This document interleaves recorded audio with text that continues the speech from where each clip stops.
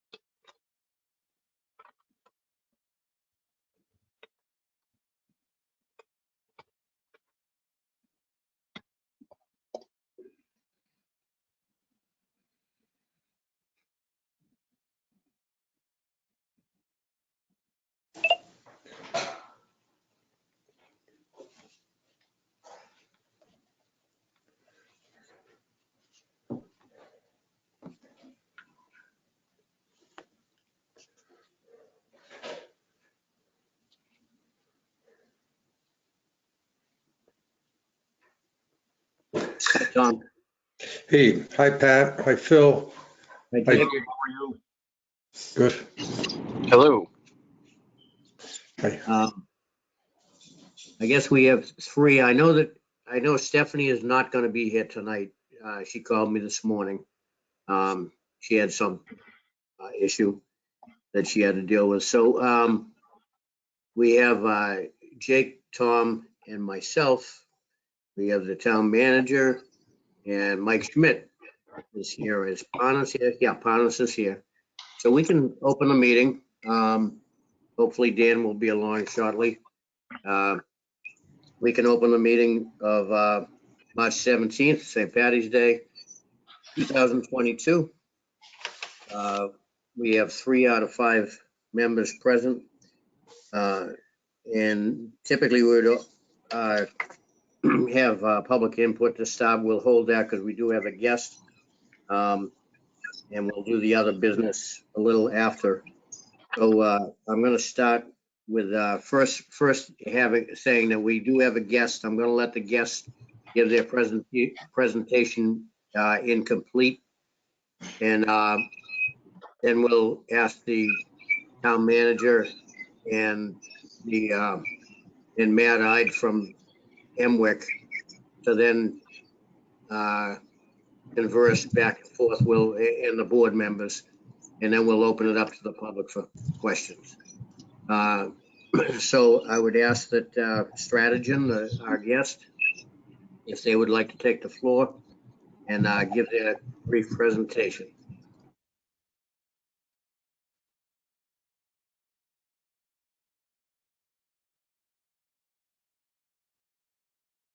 Hello.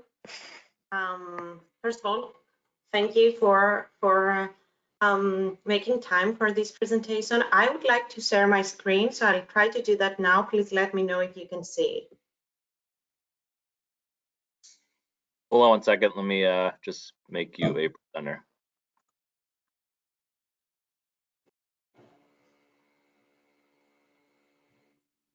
You should be all set. Could Maria introduce herself and what her role is at Stratigen? Of course.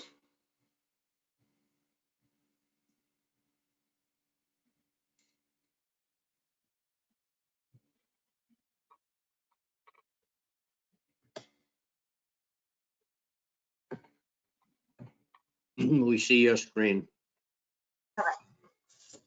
Great.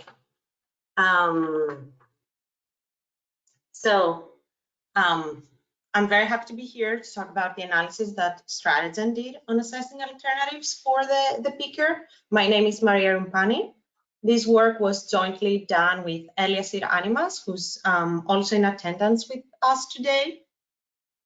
And before I dive into the analysis, I would like to take half a minute to introduce both Stratigen and myself as requested. So Stratigen is an impact-driven team. Through our consulting practice, we work with the private and public sector to help inform decision-making in the energy space.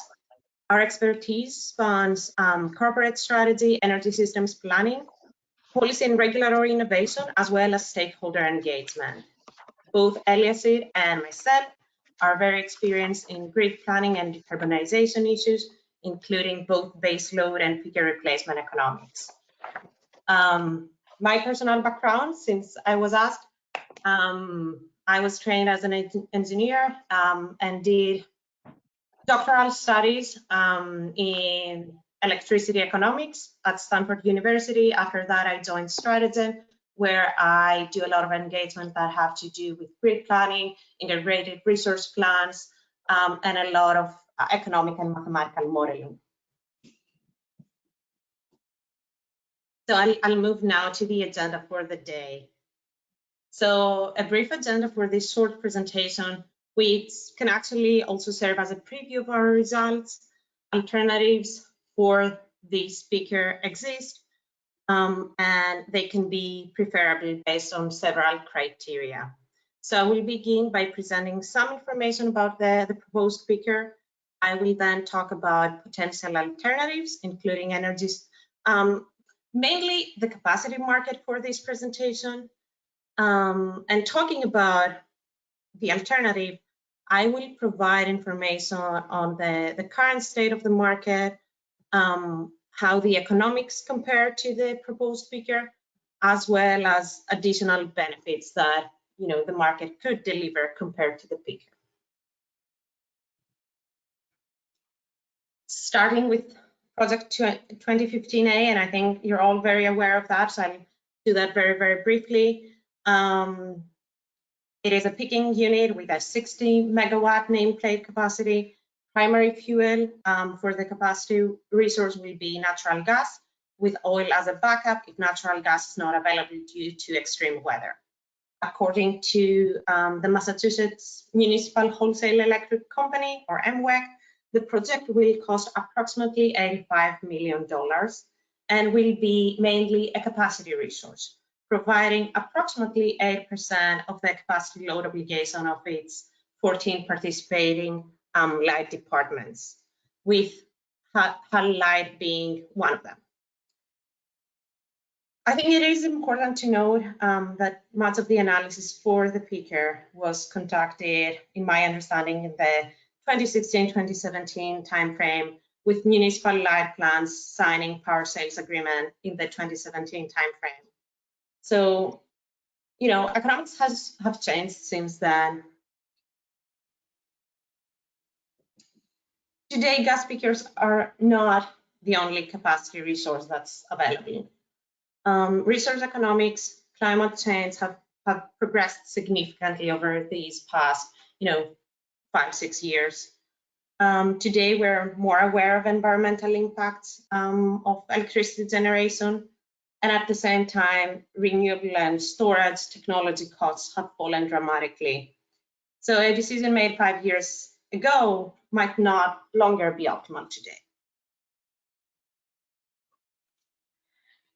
Actually, I'll stay on this slide. So today, there are other choices that can be more economic, cleaner, and generally beneficial in other aspects.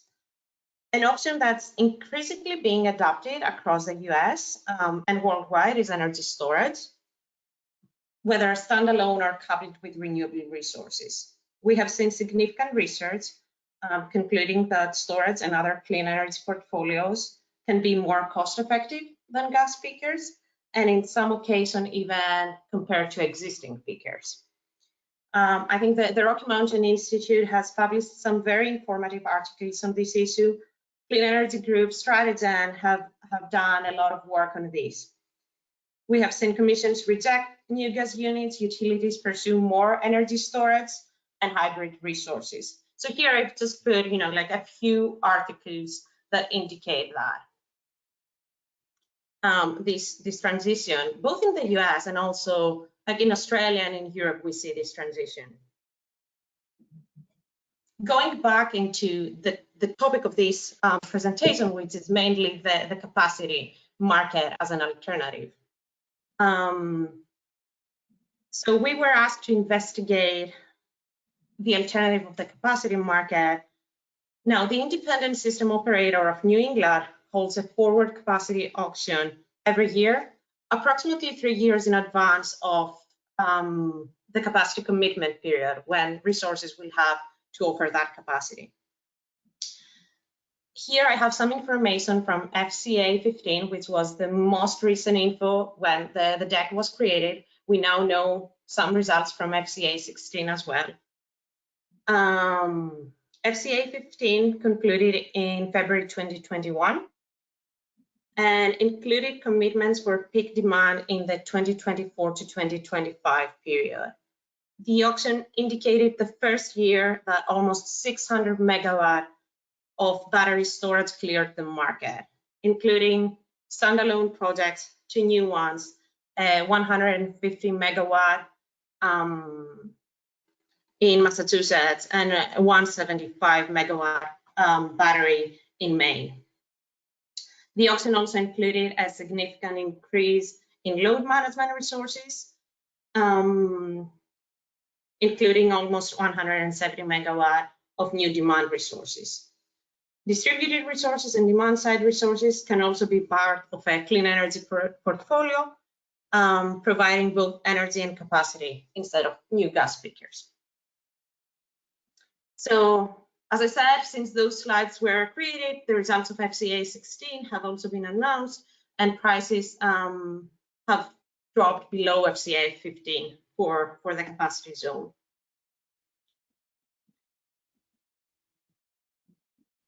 So moving now to the question we had to respond to was, how does the market alternative compare to the gas peaker? And here is a graph of the capacity price forecast as it was provided by MWEC in their original filing, or one of the work papers. So our main analysis focused on economics, but I would also like to talk a little bit later in the next slide about several other aspects, including risk, emissions, and environmental justice considerations. Our first finding is that MLPs would be better off relying on the market. The most important takeaway from this analysis is that there is no compelling economic reason to further pursue development of Project 2015A. There are, however, many compelling climate, environmental, public health reasons not to build another gas plant. Speaking about economics, there will be several years before the gas peaker might, if it ever becomes less expensive than the capacity market. Until then, MLPs will be paying more for capacity than they would on the market. And this is shown in this graph. In those years where the Project 2015A cost is higher than the capacity market, technology costs will keep moving and changing and falling, which means that after those years, the MLPs could reevaluate their position, and they could do so having more options in front of them. The cost that you see in later years might actually not happen, because this is a forecast 25 years in the futures. Prices might not be that high, or the MLPs, if they see the capacity prices going that up, could pursue a different resource in that timeline. To make things even worse for the economics of the peaker, there is a significant climate policy risk. Existing state law requires that statewide emissions be reduced by half within this decade and reach net zero by 2050, setting strict limits on fossil fuel generation and resources like this peaker. So the gas unit runs the risk of becoming a stranded asset once those policy objectives do not allow it to operate any longer or make it more expensive to do so. Being conservative, This analysis assumes a full 30-year lifetime, but it might not be that long actually.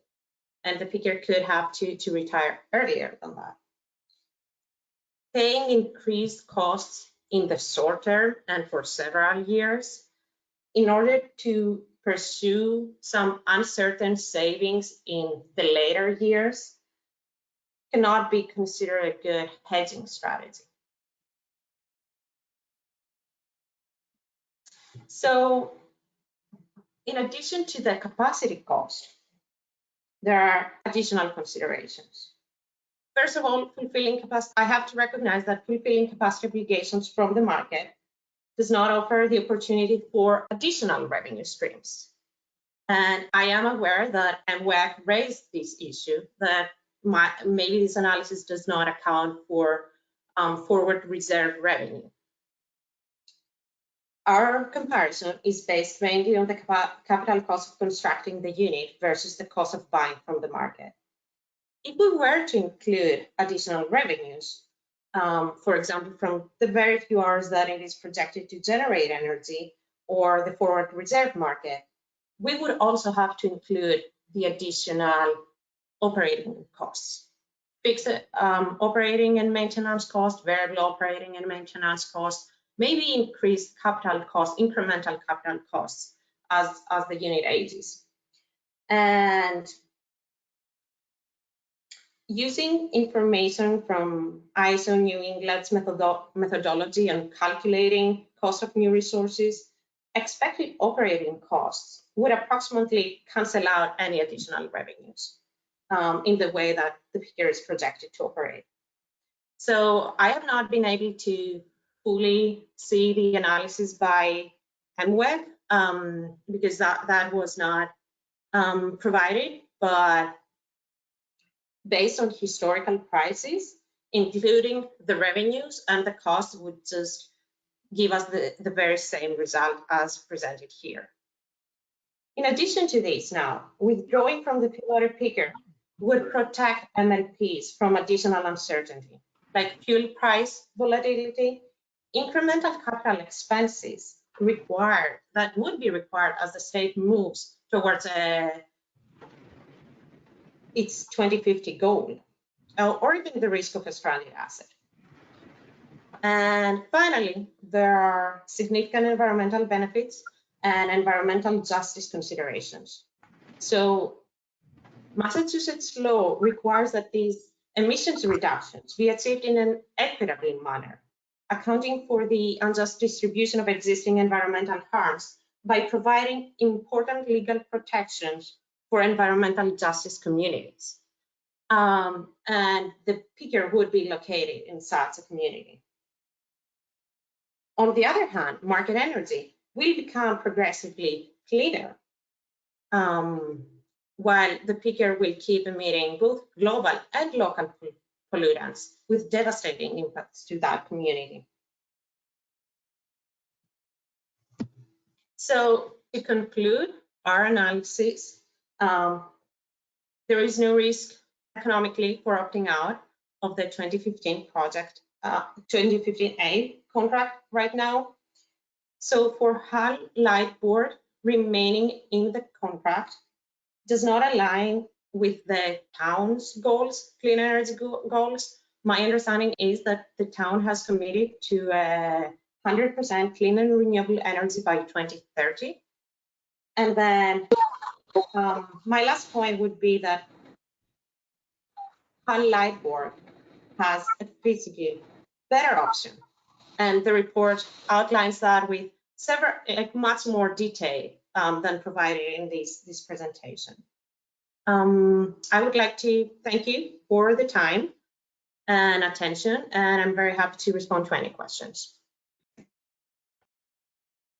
Thank you, Maria, for the presentation. I'd like to at least point out to you so that you know that yes, 2030 is a big time frame for the municipal light department, but we're already well on our way at 67% non-carbon emitting. So, you know, we've been doing our job slow and steady, and trying to win the race, and we're doing a pretty good job of it. You make mention about the peaker plant that runs to an average of 239 hours per year. It's required that we have it. And so far, I didn't hear a particular approved option for us. However, I'm just gonna, as I said before, I'm gonna step aside for a minute and now let the town manager respond, and Matt Ide from Amwick. Phil? Thank you, Mr. Chair, and thank you for the opportunity to speak at the meeting. First of all, I see a lot of folks on here. How many folks on are Hull residents? I see Judith, a few others. So I know I see a pretty good sized contingent, I guess, of maybe some folks from Peabody and other locations. I'm just trying to get a sense of, Hull residents versus kind of folks outside of the community. And you'll understand why I asked that question in a couple of minutes. And obviously everybody's welcome to a public meeting. Just a couple of kind of general questions. Who commissioned this report? Maria, who commissioned the report?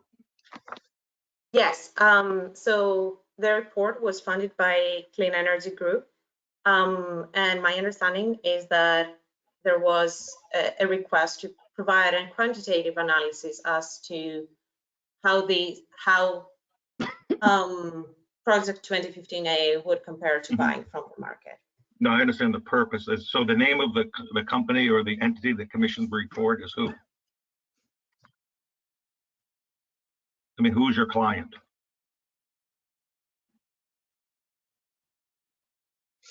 If I may, I'm with Clean Energy Group and I'm here. Okay, and who was that? I didn't see that. It's very hard. The reason I can't see is because the presentation is still up. So all the pictures are very small. I don't know if we could take the presentation. That's better. Thank you. Hi. Oh, there you are, Shelley. Okay, thank you, Shelley. Okay. Yes, I'm with Clean Energy Group. We're a nonprofit. Okay, is it a Massachusetts-based nonprofit? We work in the New England states primarily. The physical office is in Vermont, but we have worked throughout the New England states. And I think I met you, Shelley. You came to did you come to one of the meetings in person? Or was it somebody else from their group? It was probably somebody else from CEG. Okay. All right, thank you.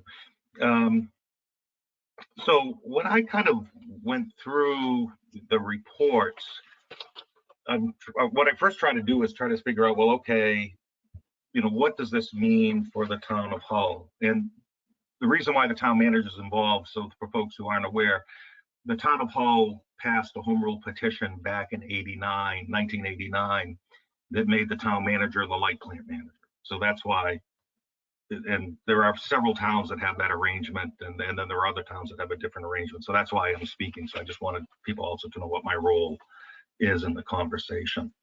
But I kind of want to go back to a little bit of history and commentary, which is when this project was kind of presented to us, and I don't know if we can put up, Mike Schmidt, that slide that was on page 4 from the addendum from Stratagen, which I know they had in their presentation as well.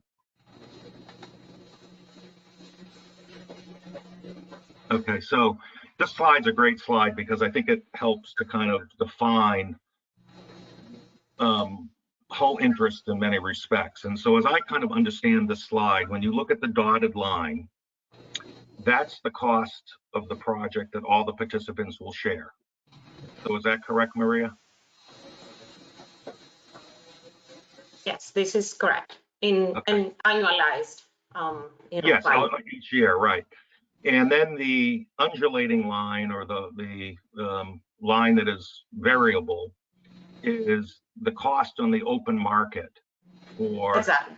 The capacity. And then the shaded areas represent either savings or costs. So whenever the undulating line is below the dotted line, it means the participants are spending more annually than they would if they just went to the open marketplace. And whenever you're above the dotted line, you're saving more than you would if you had bought in the open marketplace. So do I have a pretty good understanding of that? That's a fair description of the chart? Exactly. Okay, great.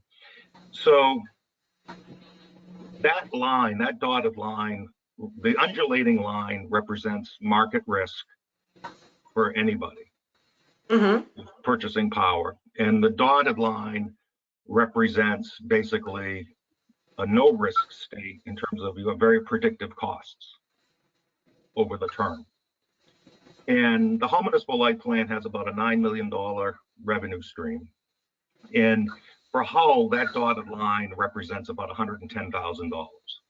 That's what our share of the total project cost is in any given year. I think you guys had it at $120,000, but that was because you had a little bit of a higher interest rate than what actually came in on the bonds and so forth. So if you just take the project cost based on the exact interest rate versus the 4.5% rate, you'll see a little bit of a difference in the charts, and we're going to show that in a minute, because I asked for MWIC to produce kind of this chart in essence, with more updated numbers.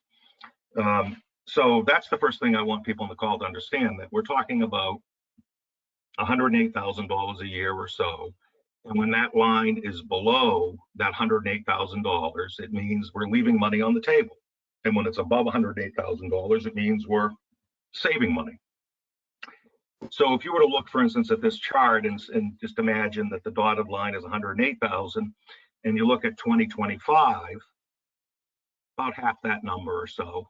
You can get more granular on this, but you're at about half that number or so, which means that you're spending probably 60,000 or so more than you would be if you were not a participant in 2015A.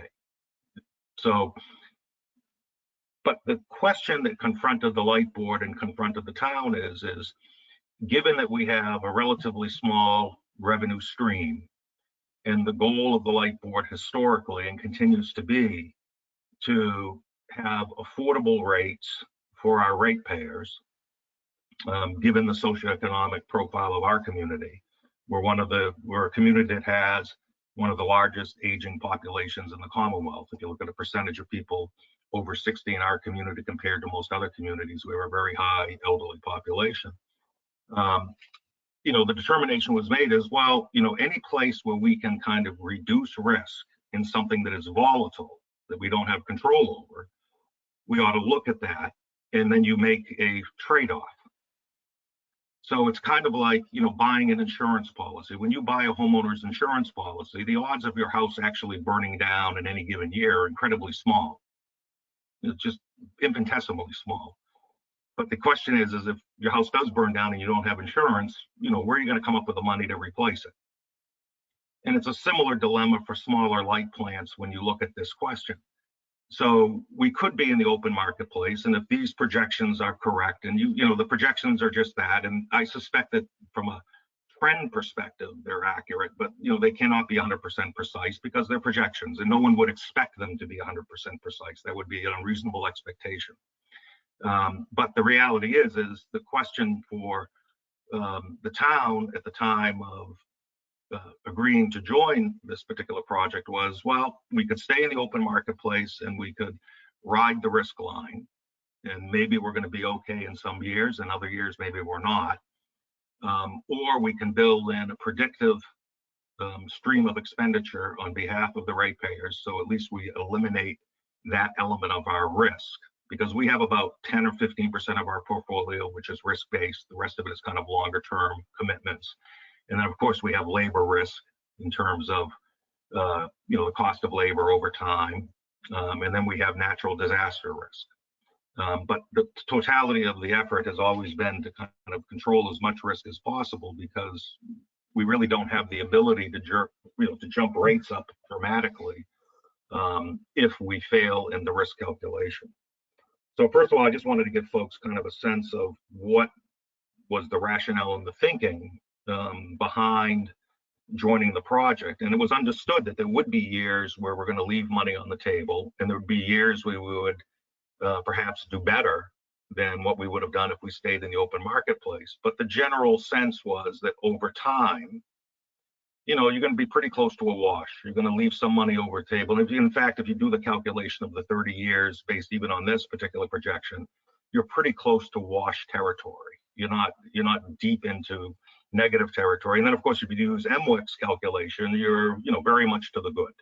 And my suspicion is the truth is going to lie somewhere in the middle. You know, it's because everybody's using projections, and, you know, projections, you know, it really just depends what variables and what values in each variable you want to accept in order to plug in to get to your projection. But when everything is said and done, that dotted line is about $108,000, and based on Stratagen's perspective, you know, in a bad year, you're leaving $60,000 on the table if the projection for the market line is accurate. If that market line moves a little bit closer to the dotted line, then you're not leaving as much on the table. If it moves further away, you're leaving a little more on the table. But the point is the most you could, you know, you're just not going to be hurt too much in this strategy, because the amount of money between what the commitment is and what the market rate is just not that significant compared to our total dollar volume as an organization.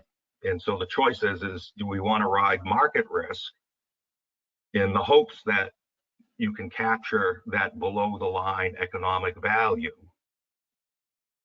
But if you miss that bottom line economic value, then you could be hitting the ratepayers for something that in any given year they may not expect. Or from a rate policy, do you want to try to build in stability for your rates, given the fact that you've got a community that has a very high percentage of elderly people, many of which are on fixed incomes?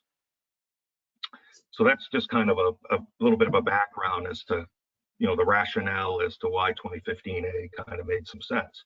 And again, Hull's share of the total project is 2.388%. And then you have to kind of factor into, if we were to kind of leave the project, well, what are the conditions to leave?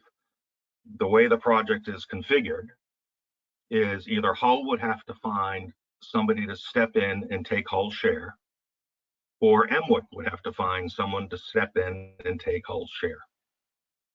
And, you know, when you start thinking about the practicality of that, given the fact that you've got, for instance, this report, which, you know I would disclose to any potential buyer as part of, you know, total disclosure. A potential buyer would say, well, I'm not going to give you face value. I'm going to give you something less than face value, because I've got this report that says this might not be a good investment decision. And that differential between face value and what you could sell it for, if you could find someone to step in, would be borne by the ratepayers of Hull. Additionally, you would have stranded investment costs that would be borne by all project participants if the total project, or if Hull stepped out, we'd have a share of that. So for instance, you can't just call the bond and just pay the bond off. There's a penalty for bonds early when they're dealing with governmental bonds. You usually can't call them any earlier than about 12 years deep into a 30-year bond. And that cost would be borne by the ratepayers.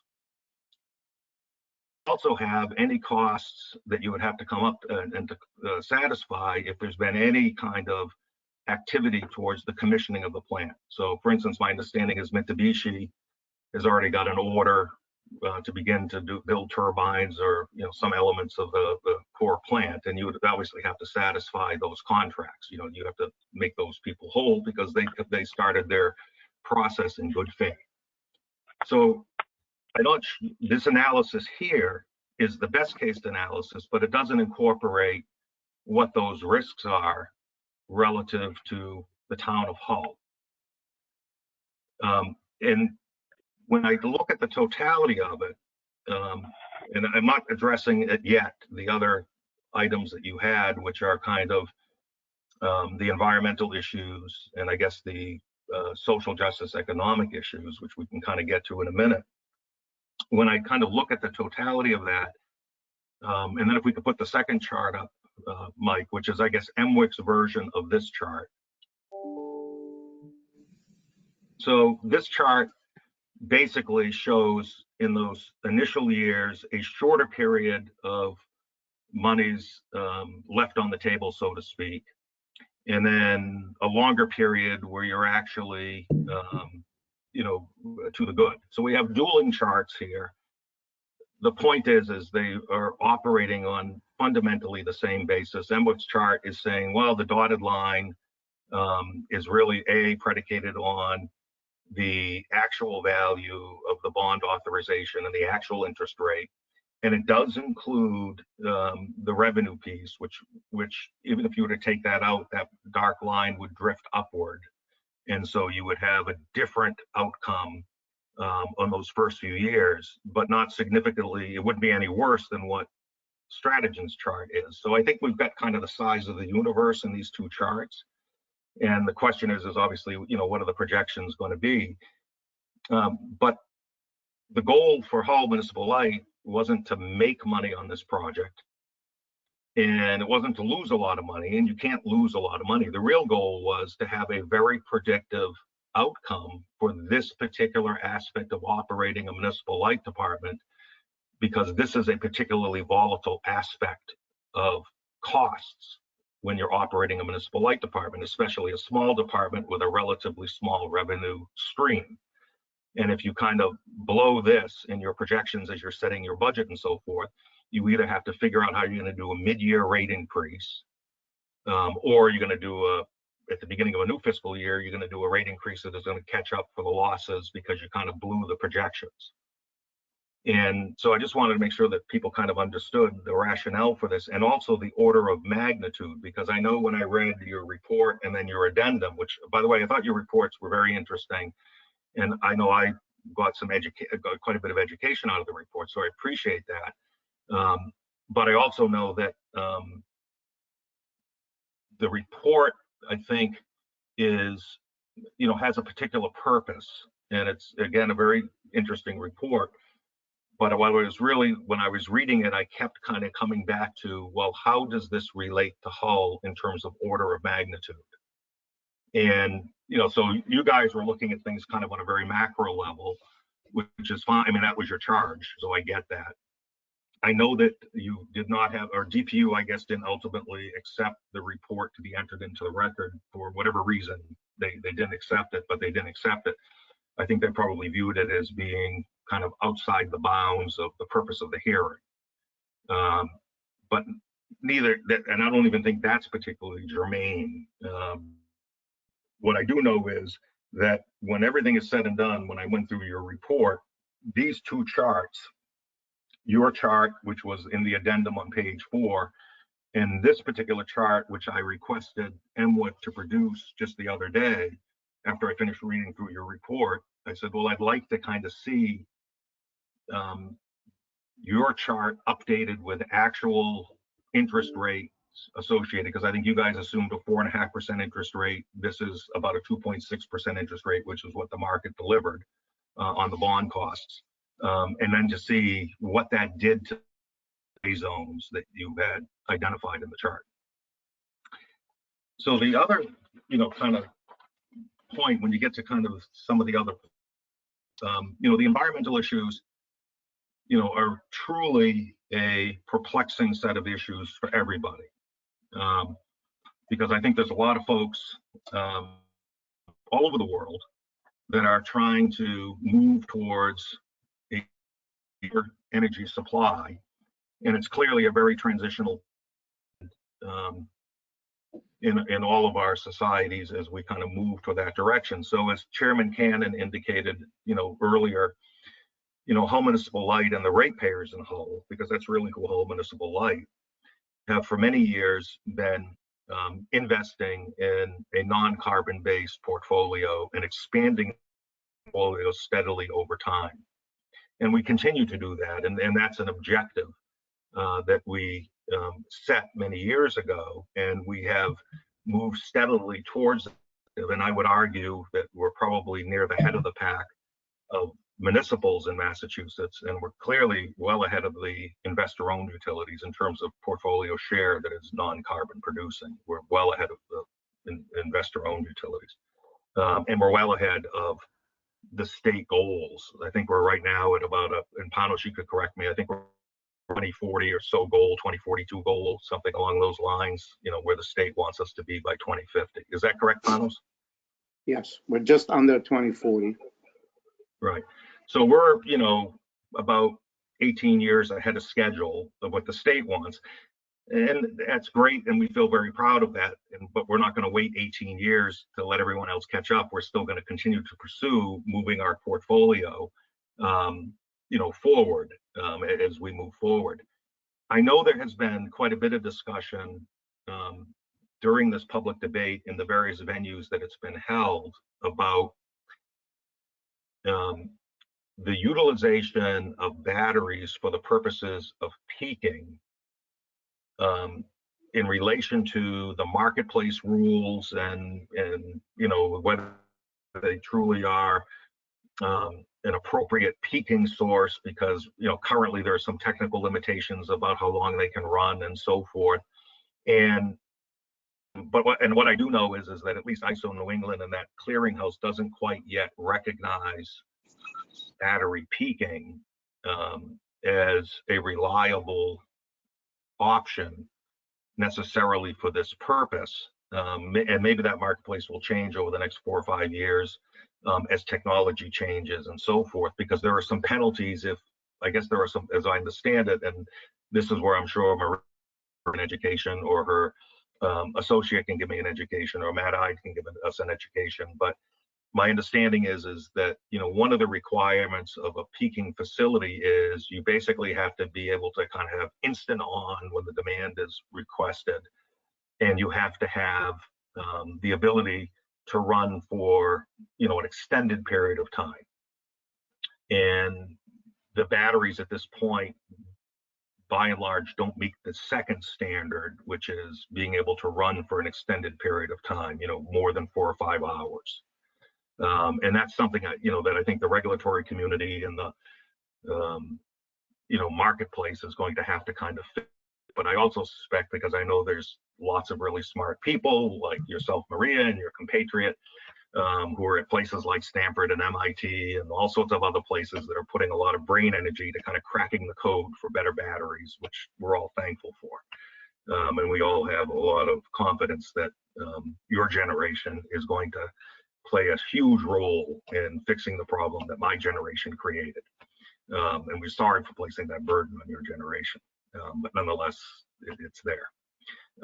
So that's kind of the backdrop that I wanted to kind of bring to the table. I had a bunch of other kind of commentaries and questions, but I'm not sure. I don't want to make this an argumentative, because we're not in an argument. We're just at a point where we're trying to have a discussion, and there are some different perspectives about how to accomplish the goal. But I wanted the folks who are on the call who are passionate about the battery option to have a better understanding of what Hull Municipal Light's objectives are, why when we look at this project, we don't see the same risk that you may necessarily see, and why we think it's still a good option for Hull Municipal Light because of the stability of the cost over time versus looking at the market risk. And very risk adverse. We have to be risk adverse because of the fact that if we miss the projection, and we know this is a very dynamic marketplace as a proposition, that risk failure will fall on a relatively small base of residents. We're a community of 10,500. And the adult population of that 10,500 is about 7,500 almost. Well, under 18 is our school system has about 800 kids in it. So that gives you a sense of where we are in terms of population.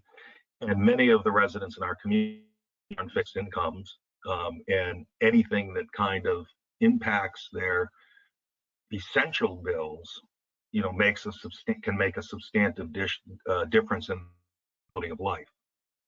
So, I just wanted to kind of give a sense for the light board, for the people that are here, because I know we have at least one new light board member. Jake's been, you know, a comment came on, I think, a couple of years ago, and he's shown, you know, a lot of interest in this topic.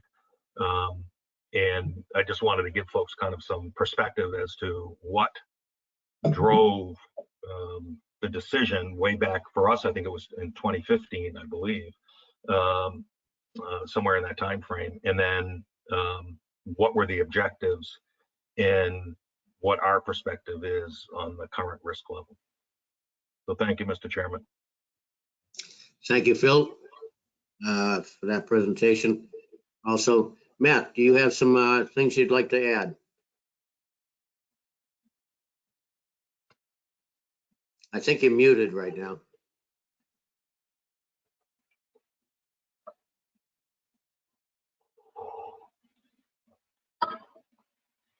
Well, you might have to call back in. Yeah, you might have to call back in, Matt, because we can't hear you.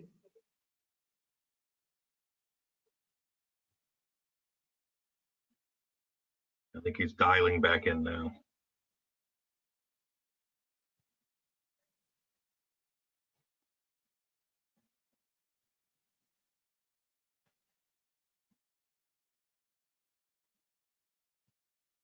While we're waiting, Mr. Chairman, I saw some questions in the chat. So if you want, I can kind of address a couple of those until Matt kind of gets back in. Sure. The first one is, can MWIC explain? Well, that's obviously an MWIC question. The second one is from a Susan Smaller, who is Breathe Clean NS Peabody to everyone. Peabody has a large elderly population as well. The difference is Peabody gets the pollution.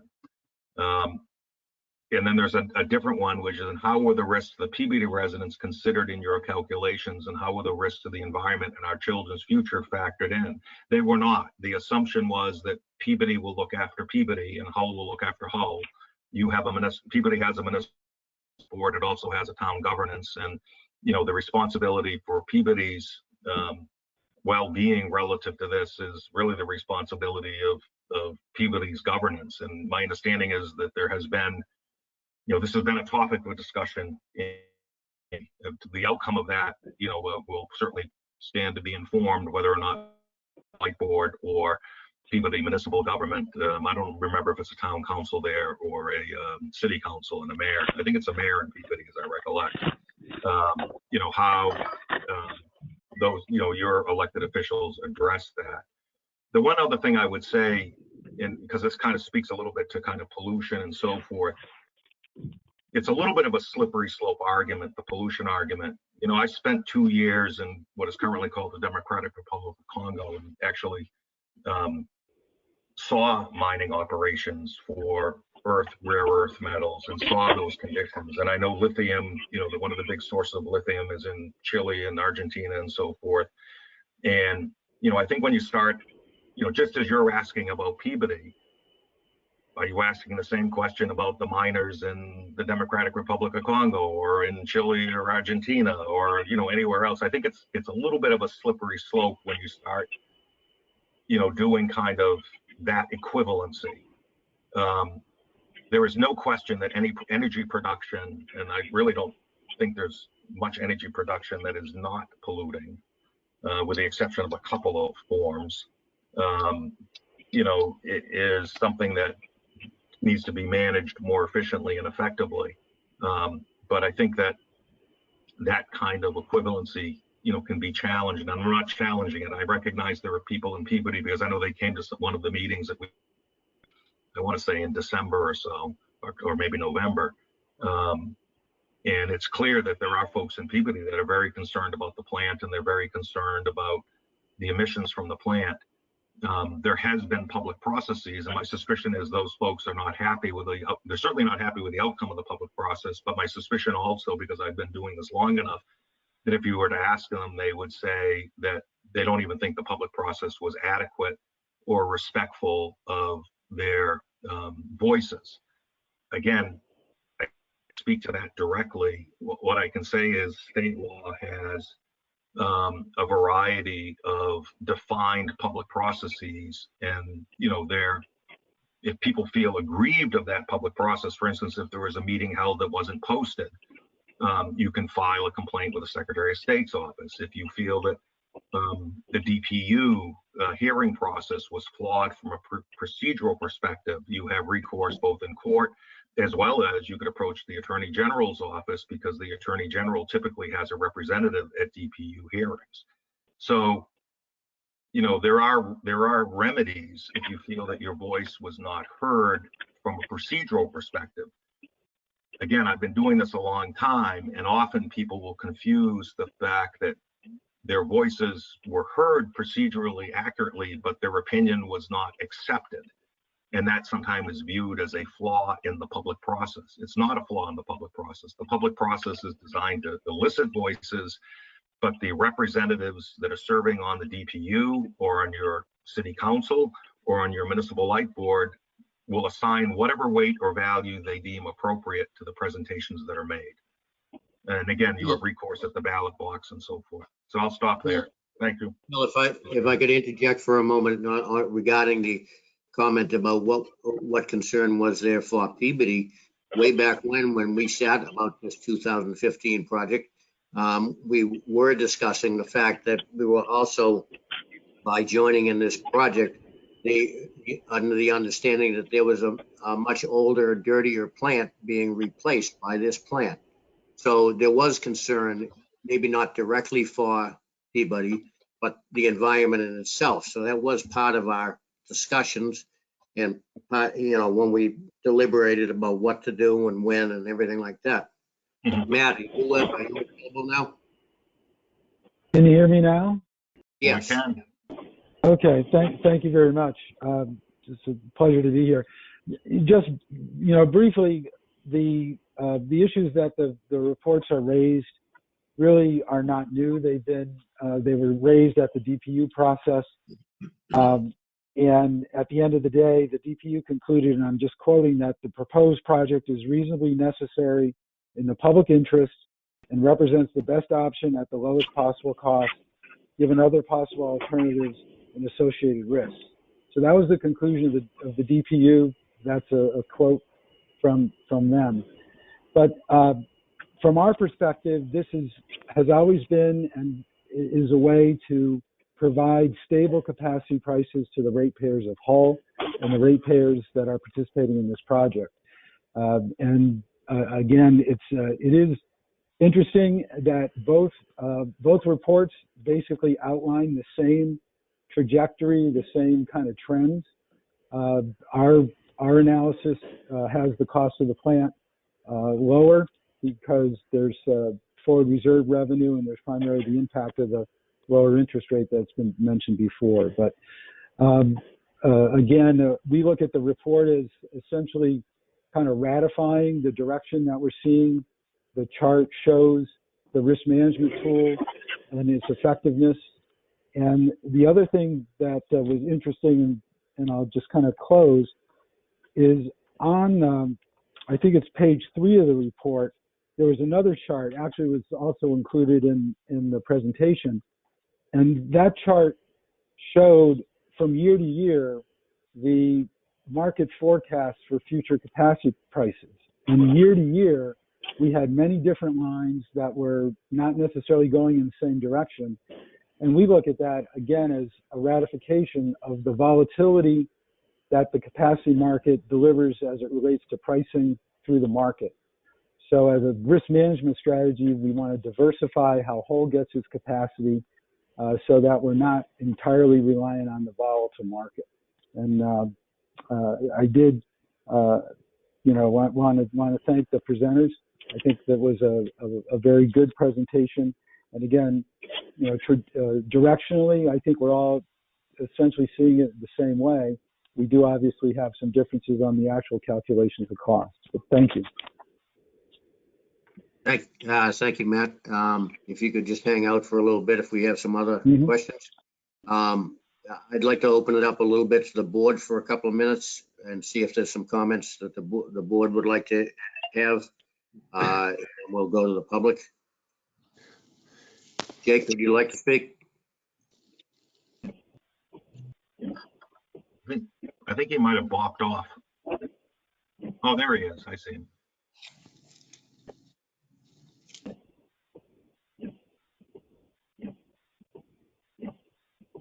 Pat? Yeah, go ahead, Jake. No, Pat, this is Tom. Tom, go ahead, Tom. Well, once Jake gets on, Pat, we're talking about 239 hours a year of peak power that use of power that's usually bought on the spot market. That is the most volatile pricing that we have to deal with. And the reliability of a cost during that market, I think, was one of the most concerning things for the board, because we have no control over that. The other parts of the market, we can go into contracts, but on the spot market, it's what it is at the time. The replacement of the power that was presented would be from the market. If the market is going to supply power from fossil fuels, maybe fossil fuels with a mix of batteries, but still predominantly fossil fuels, whether we own the production and the generation and use fossil fuels to produce it, or someone else, I don't see where the environmental impacts are going to change. But our reliability in establishing a cost for the spot market, if we rely on the peaker plant, then our mission is to provide the most reliable power at the most cost-effective cost. And we've managed to do that, as well as maintain a high level of non-carbon sources. So I just throw that out there. This is a very small portion of our total power. Thanks. All right, thank you, Tom. Dan, did you have something? I'm still waiting to see if Jake's here. Yeah, Can you hear me? Is somebody else speaking, or? Anyway. Hey, I'll let you go, Dan. The application wasn't working, so I phoned in, Oh, no, but it's okay, I'll Jake. wait. Go ahead, Jake. I'll wait. Okay. Go ahead, Jake. Sorry about that. I don't know what's wrong with the server or whatever, but I'm dialed in on a phone and that's working. So here we go. So I appreciate the presentation, MWEC's participation, everybody coming together. Everybody already knows that I'm against 2015A, but I'm also against all carbon emitting power sources as a policy. And one of the items that I think is going to become it'll probably be tasked with me, since I'm the one who wants it. And of course, I look at this as a volunteer role. I know it's an elected position, but I volunteered to run and got elected, and I continue to volunteer my time, and I will continue to do so. I think that Hull needs to develop, or have developed, one or the other, a power purchase policy and also a timeline. Because right now, I understand where we're at. I don't understand with this participation in this or a number of other projects and whatnot, how we will achieve carbon free by 2030, which is what Hull created a committee to do that. That committee is working. It's actually doing really amazing work. They're being more successful than what I thought the committee would be able to be at this stage and point in time. But how, this is a major piece of it. So is transportation. So is heating. There's a number of things to get there. It is a very, very lofty goal. I don't know how we will get there, though, if we stay in this project. And one of the things I want to point out, Phil, you connected with me. So good job. You could be a wonderful salesman. You connected with me on the point of, when you explained, it doesn't really matter the data that was presented or the data that MWEC has. It's quite similar. The project and you explained it so eloquently. The project, if say we said tonight, I made a motion and it passed, that we want to sell our shares in the project, we can probably do that, but the effect is questionable. Although I would support the decision, and that's what I would love to see happen tonight or very soon, the effect will be negligible, and the reality is we won't get the face value back, because the project that we bought isn't as valuable back then as it is now today. And the reality is in 2030, 2035, every year that you get closer to 2050, I think 2050 is going to be a huge linchpin year. But every year that goes by, this project will become worth less money in terms of its actual value, because of the challenges that it is going to face as far as carbon emissions. And I know we all talk about natural gas, and everybody seems to think that natural gas is cleaner. When it's burnt, it is cleaner than burning oil. But when you have a resource that is designed to operate under peak conditions, there's usually high energy demand. Winter, summer, it doesn't necessarily matter unless this project owns capacity on a pipeline. And this is, Matt, once I finish my corner of consensus, this is actually a curiosity. Does this project own pipeline capacity? Because if it doesn't, during peak times, it could be shut off, and then it can't run anyways. Or it has to run on oil or some other fuel, liquid fuel, I would imagine, to be able to stay on. And, because pipeline capacity is expensive. So they generally prioritize residential homes, hospitals, police stations, what have you, and larger customers that are power plants that own capacity.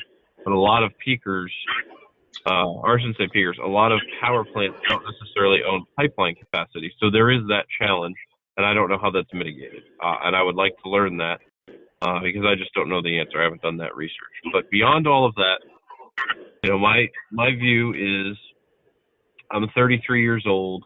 By the time I retire, by the time that people my age, their children are of retirement age, Hull is going to be it's going to be a very challenging place to live because of sea level rise. But I think sea level rise will take a couple hundred years to make it inhabitable at the current rate we're at. But the bigger impact is actually the frequency and the intensity of storms, which is growing over time. And that is a very difficult challenge to face. And that's the greatest concern. And staying in this project, staying in any project that has greenhouse gas emissions, not just carbon dioxide, but greenhouse gas emissions, methane is much worse.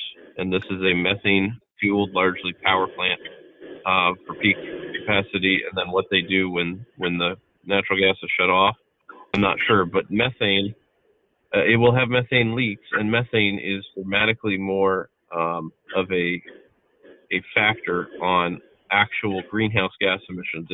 It's much, much worse than carbon dioxide, right? The planet has a way to actually heal from carbon dioxide over time, but methane and ozone depleting materials, CFCs, there's lots of things out there that accelerate the problem we've created. So at some point, we as a community, and at some point, we as a whole society has to say, okay, there may be some cost to getting out of things like this or changing our mind, but at some point we actually have to start changing our mind, or we're never going to solve the problem in front of us. So, I'm a believer that this isn't for Hull.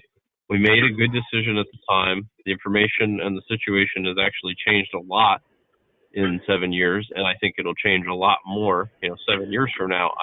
It's hard to even imagine, but you have the largest wind or one of the largest wind generating projects coming online just off the shore of Massachusetts, and more developments happening down in New Jersey, New York City, all across the eastern seaboard. We are going to see massive wind turbine generating projects, and so the shift is happening. Whether we no matter what decision we make tonight, the shift is happening, the transition is occurring, and I would like to begin making decisions that put us forward and actually allow us to achieve some of our environmental goals in less time. 2030 is a big lofty goal. I don't know how we get there, but if we stay in this project, we won't get there. It'll be, it sounds like a 30-year life. So now you're looking at beyond 2032, or sorry, beyond 2052. So there's lots of challenges. And I don't want to discredit MWIC. I think what MWIC does is crucially important, very important, and they're part of the solution. This project that you developed, as a project developer, you don't want to not do a project because you become discredited as a project developer, and that's bad for your reputation. And then developing future projects of any kind, solar, wind, natural gas, nuclear, it doesn't matter. It becomes a greater challenge. Businesses will put higher penalties in the contract. So I, as a business person, completely relate to MWIC's position of not wanting to pull the plug on a project like this. I appreciate that. I respect it. And if I were in MWIC's position, I would defend it with everything I had, because that is what you have to do as a project developer. But outside of that, back to the perspective of Hull, it doesn't look good for Hull to say what we've said, what we want to do as a community, especially trying to be a leader. I know we had a project for the summer that fell through, but there's lots of things that we're trying to do here. So with all that, those are my points, and the questions there, I can repeat them, Matt, if you'd like, but I am curious about pipeline capacity. I just find this stuff fascinating. And thank everybody for being on here tonight. So just quickly to answer the question, the project does not have pipeline capacity. Very few plants do, as was mentioned. So the mitigant, when we are in times of stress where essentially the pipeline capacity is taken up for space heating, there is the alternative fuel, which is essentially a low sulfur diesel. Thank Matt. you. I appreciate that. Matt, could I ask you regarding part of our understanding of the 2015A project, the capacity, forward capacity, that helps also as far as a financial part of the project. Could you explain just a little bit of that on that part of the equation that helps us get the lower cost is the fact that we can save some money in some regards? Yes, the project would be eligible to participate in what they call the forward reserve market.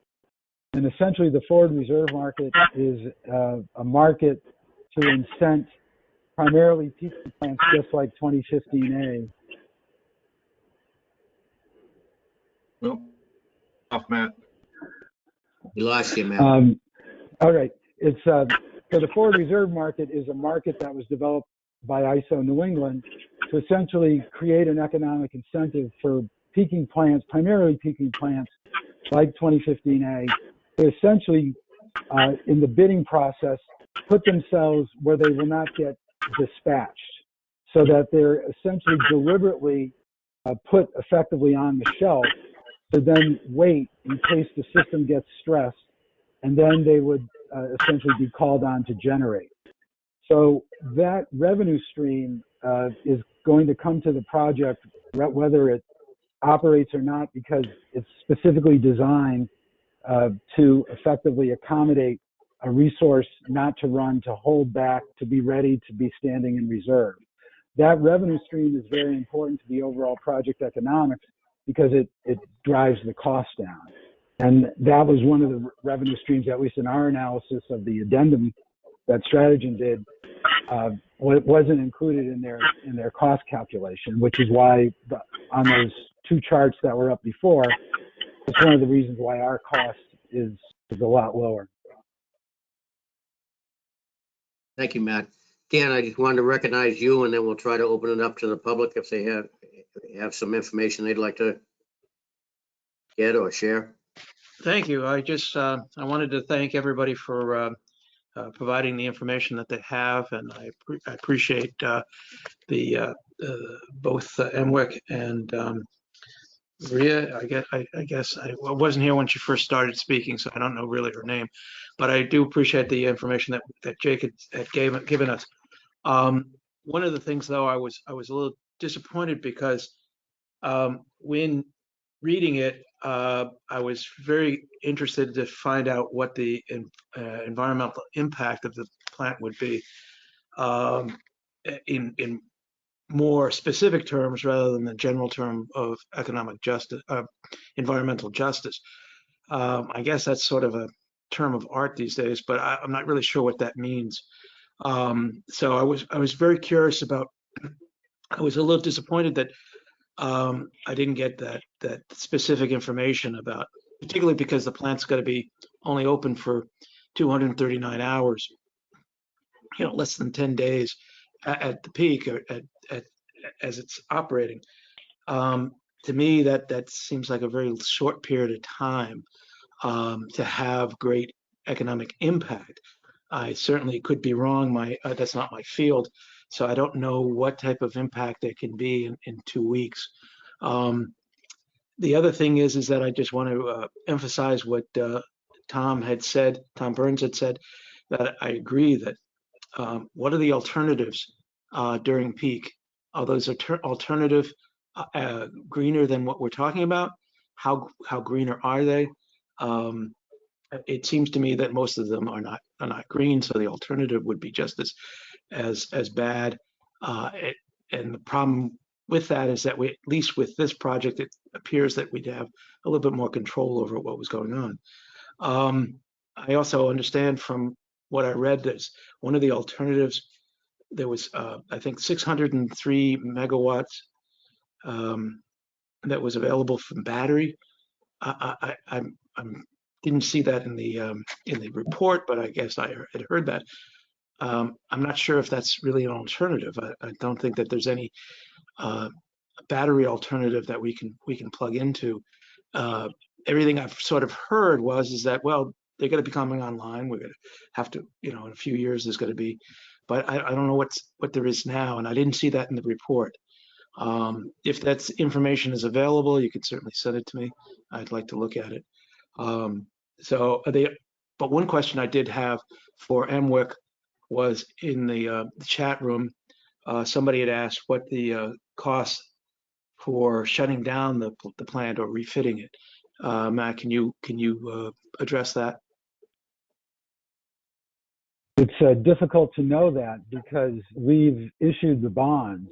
So the participants have the obligation to pay back the bondholders.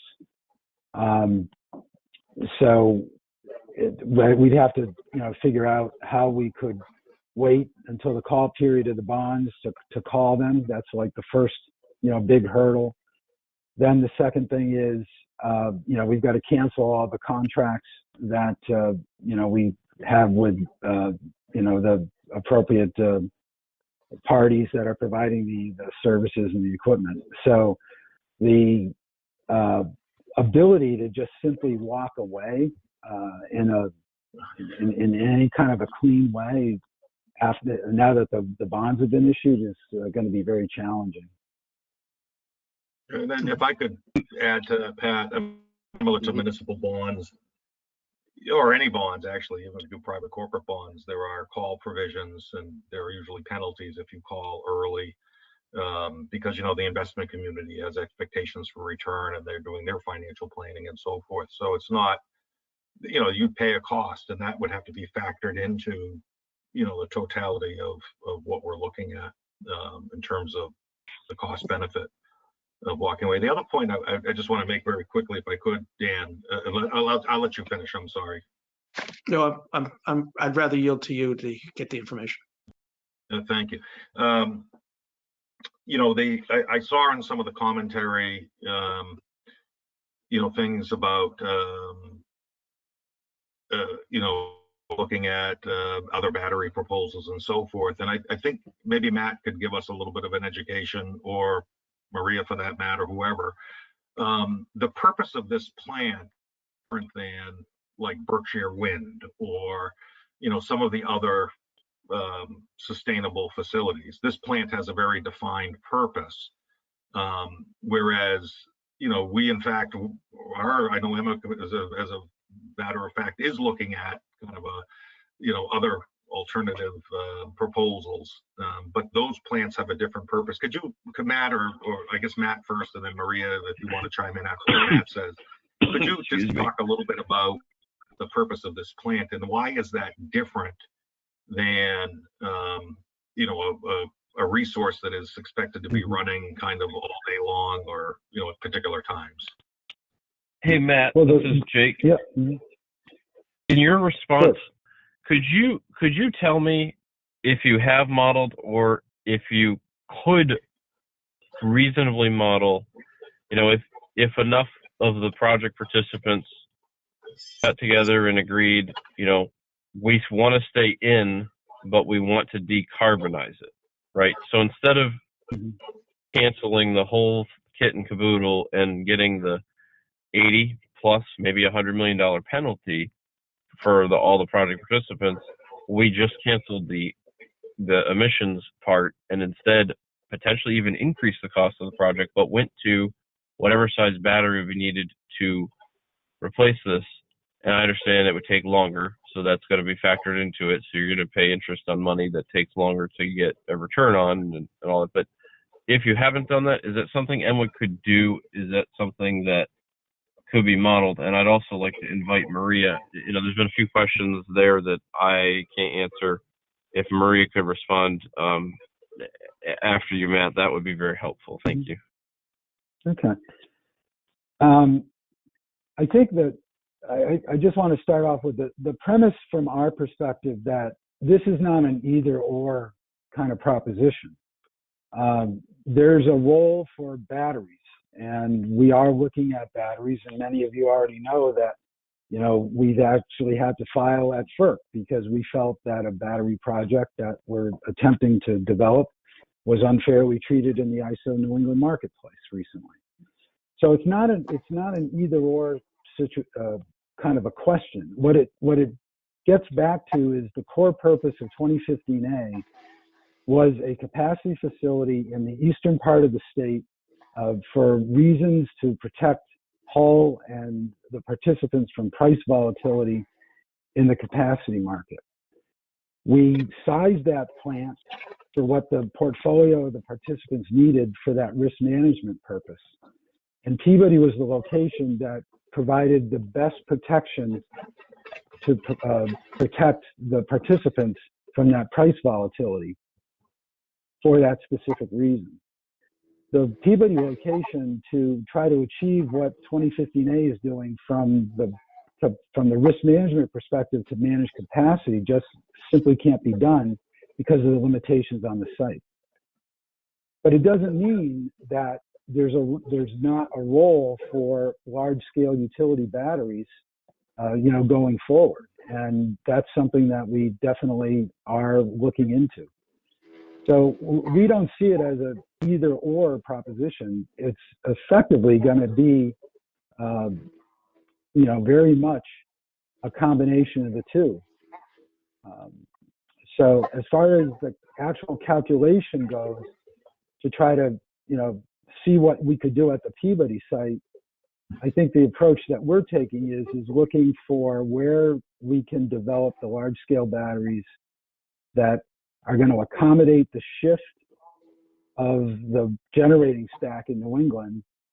So the renewables can come on like offshore wind, generate electricity in the middle part of the day. We can capture that power, hold it, and then dispatch it through the battery into the evening when the power is needed. So it really becomes a function of what we're trying to achieve with the battery. And as we build more and more and look to build more and more of these large-scale utility batteries, they're going to be more of a resource, not just for capacity, but they're really going to be more of a resource for generation shifting. And that's really, you know, in the long run, is what's going to be needed as we develop more and more renewables. Phil, you want? So I guess Yeah, a couple of points. So as I understand it, the Peabody, this 2015A is replacing a facility that was on that site already. Is that correct? That was built, I think, in 1970. Right. The Municipal Light Department of Peabody has some existing assets there, and I think the overall plan was that they would retire due to their age, and that this was a facility that would come in and provide that capacity hedge at that location in the marketplace. And then I guess a question for Maria and Iliasid. I don't know if I pronounced it correctly. I'm sorry, sir, if I didn't. This would also go to Matt. So when you're looking at that capacity projection, does that take into consideration the conversion of the auto fleet to electric in terms of the demand that's going to place on the grid? So is the question whether the capacity price forecast took that into account? Well, yeah, because when I looked at the chart that you had on your page 4, and then Matt's chart, which again are basically trying to show the same thing with a little bit of variation of theme, but basically the same thing. When you look at what's happening in the capacity market, part of what drives the market is demand, right? Demand and supply. There are many changes, and also policy changes on who can participate. Right. So it's kind of. So I guess my question is does that projection, in the out years, 10 years out, 15 years out, have built into it, when you've taken, 300 million automobiles and now put them on the grid in some fashion? So usually the capacity price forecast would account for that. This is not something that we developed. I think it's from IHS Markit, and it was provided by IMWEC. We also looked at another capacity forecast that was made by Synapse in the avoided cost calculations, and I have that in the report. We have that in the report. The short answer is that those projections, again, they're projections, real prices will be different. But yes, they do account for changes in both supply and demand. Including, I guess, Matt, do you know if they've included in that the complete conversion of our auto fleet to electric? Yeah, I don't know the rate of electrification that IHS was using, but that is what they do. And Maria's correct that these firms, they got to do two things. They've got to look at demand for electricity, because that's going to drive the need for capacity. And then they're going to look at the characteristics of the existing fleet and try to anticipate when the existing assets are going to retire. And it's that equilibrium between changing supply and changing demand of generating capacity that is what it gets discovered. That equilibrium point gets discovered in the forward capacity auction, and that establishes the price of capacity. Again, the mechanism to arrive at the price of capacity is completely different from the mechanisms that arrive at the price of the commodity of electricity. So, but as a general proposition, when I look at that chart and I see that the capacity line is above the dotted line, and again, I know our dotted line is not the worldwide standard, but for the sake of this discussion, when it's above the line, that would mean that there's an indication that the market can support the creation of more supply into the marketplace. Right, because like in both of those charts, where you see that forecasted capacity price, when it's below those dotted lines, what it's really indicating is that there's probably in balancing supply and demand, there's more supply vis-a-vis demand, right, which means the price is going to be low. When you look at those in both charts, as we go forward and look into the future, you see most of those forecasts showing the price go up, which means they're anticipating a tightness of supply in demand. And I don't know exactly the answer, but one of the reasons why that tight supply, which forces the price to go up in those out years, could be very well, in fact, the fact that they are anticipating electrification and they are going to need more and more capacity. So I guess going back to Stratagem, as well as anybody else, you know, for the first kind of 10 years or so of the projection, it's showing, well, actually, it's really in relation to this project, so I'll scratch the question.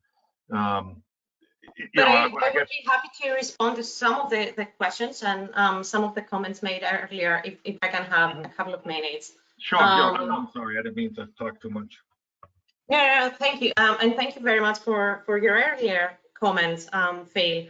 I do understand, you know, the desire to hedge against possible risks and your analogy to an insurance policy. I do have to disagree that, you know, that this one the economics might not work like a good insurance policy. I think you're very much discounting the risk of having the gas unit remain as a stranded asset, and it would be very likely. You know, there is a 2050 zero carbon goal, and we're already accounting for 30 years of lifetime. And this analysis does not account for additional expenses that would have to occur if, you know, the gas were converted to a non-emitting peaker. So there would be additional costs. In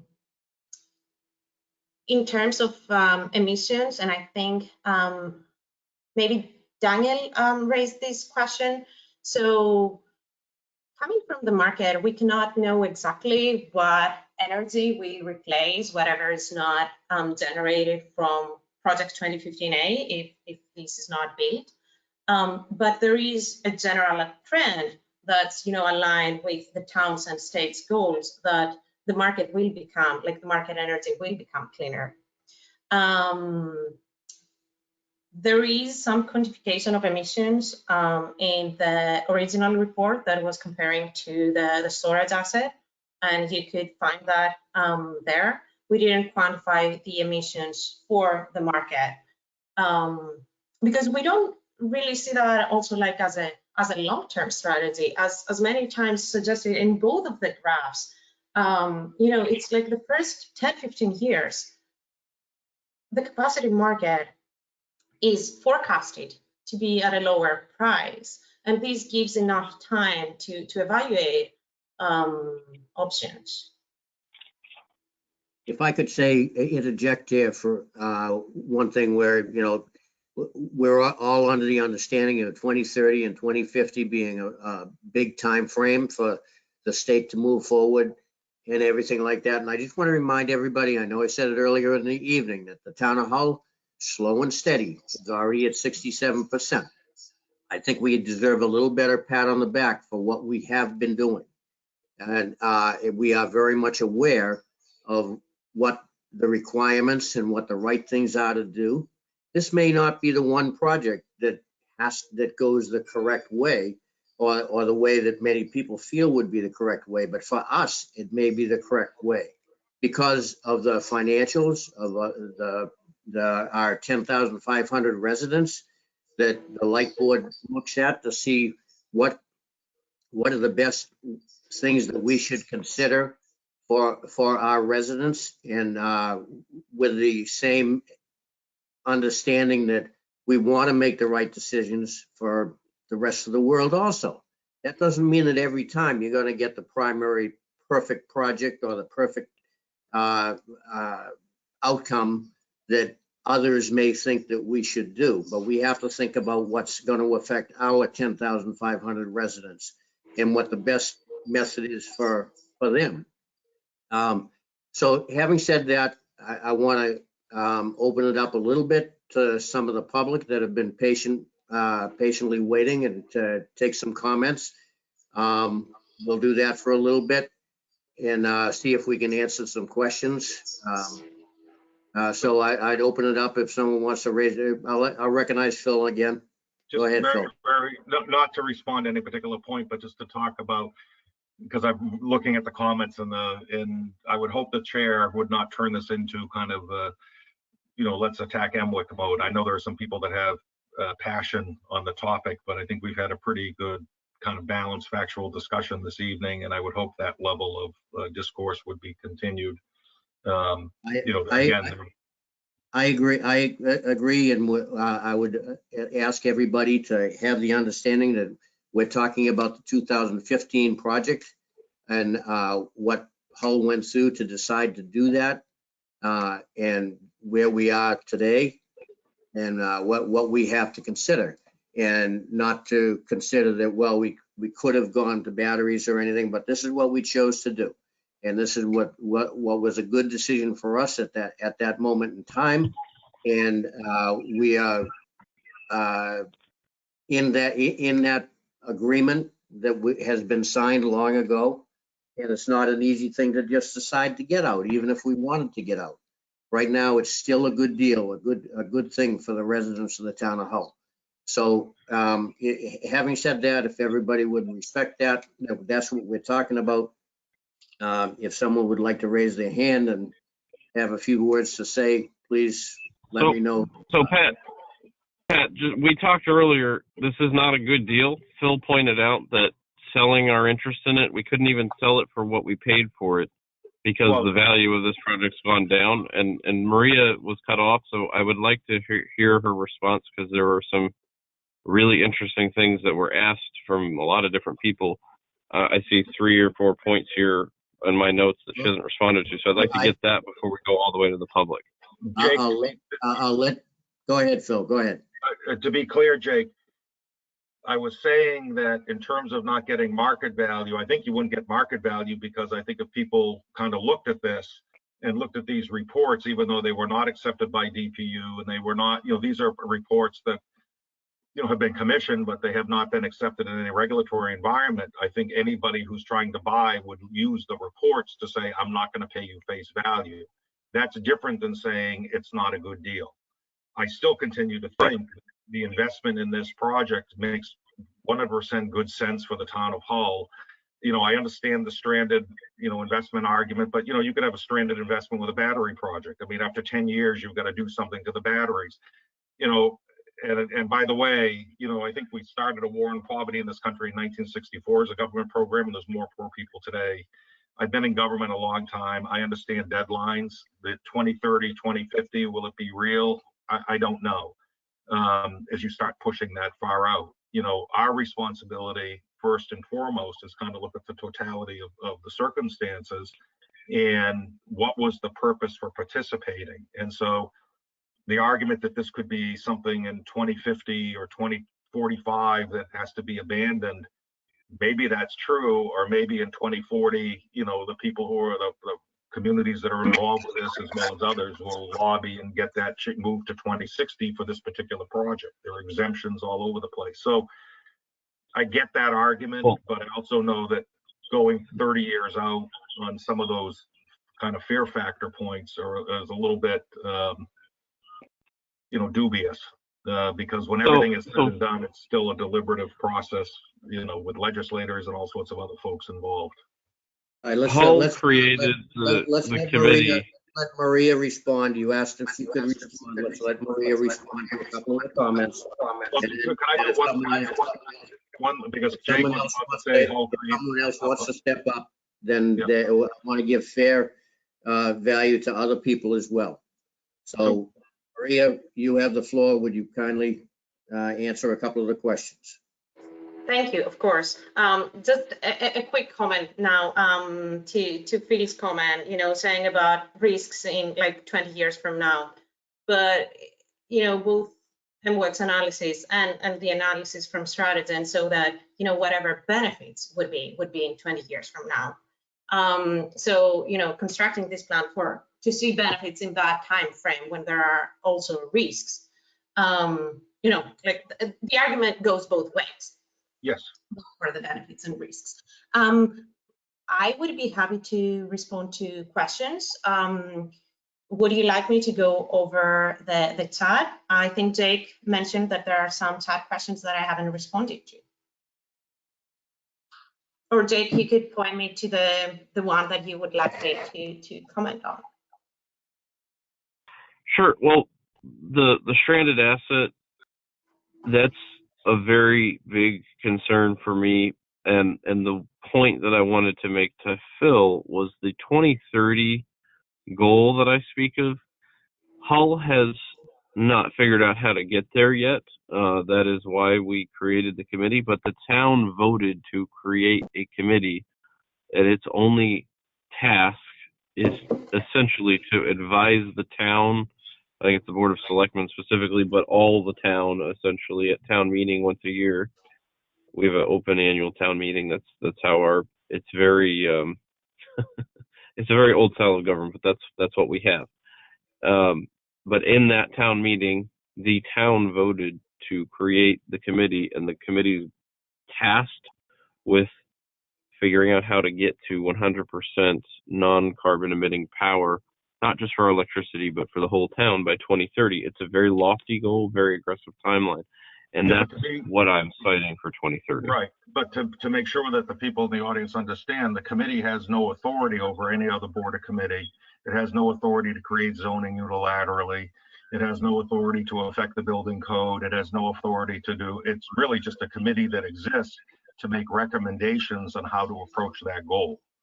It is an advisory committee, correct? Right, I agree. Right, so, the committee, I think, has been working diligently over the course of the last year. I'm not aware of any specific proposals to be brought forward and to be brought to the public forum for debate, discussion, and so forth.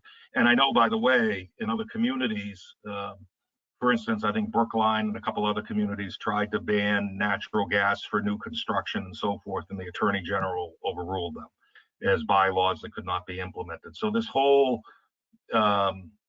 area of discussion on how do you kind of get to a global implementation, for all walks of life or all aspects of life is still very much something in development. It is, and Jake, I would agree with you 120%. It's a very sweeping canvas to be creating, on, and it's something that the most directly how light can play a role in one aspects of Hull's attainment of that goal, and how light has been playing a significant role in the attainment of that goal. And the evidence of that is the portfolio construction, and how light has been pursuing a non-carbon footprint for close to 20 years now. First with the installation of Hull Wind 1, then Hull Wind 2, and then participation in, a variety of projects. And, the evidence of that predates the creation of the Sustainable Committee by 25 years. So the idea of moving to a non-carbon perspective is something that the Hull Light Board has been doing for 25 years and will continue to do. The Sustainable Committee has, I think, a much broader palette to be working with, and it's a very challenging palette, and people, I think, are certainly willing, ready, and able to assist to the extent that they're able to. But how do you do that relative to building code, to zoning code, to transportation, to you name it? You just kind of start cutting across segments of society that would have to be adjusted in some fashion. Well, I think we're all awaiting to see the work product from that committee so that it can be discussed, in the appropriate venues, whether it be town meeting or other public forums, to see how people react to the proposals, and so they can understand what the implications of the proposals are. But I don't think the committee has presented anything specifically as of yet. Sure. Yeah. No, there's going to be a presentation at this town meeting for sure. But Maria, if you could talk about the stranded asset and the market risk, I still remain convinced that this project, its economic value doesn't justify, especially the cost with missing our goals. But beyond that, there's a very real market risk that I see that before this thing has its payback and it's paid off and everything, that it will be challenged just due to legislation that we already know is changing. And I know 2050 is the state, watch out. This project is not viable after 2050. The state has said no more. But before then, I think there's a lot of market risk as you get farther into time, and I don't think that the DPU or MWIC has fully accounted for that. And it may be because none of us, including you, Maria, have a solid way of saying, well, here is that market risk in a nutshell. But I would like to know what you know about that, and if MWIC has something that they can point that to. Understanding where each party comes from can be very helpful on that. Yes, of course. So as you said, there is no perfect answer because no one knows what's going to happen in 20, 30 years from now. However, we do the best with the information that we have.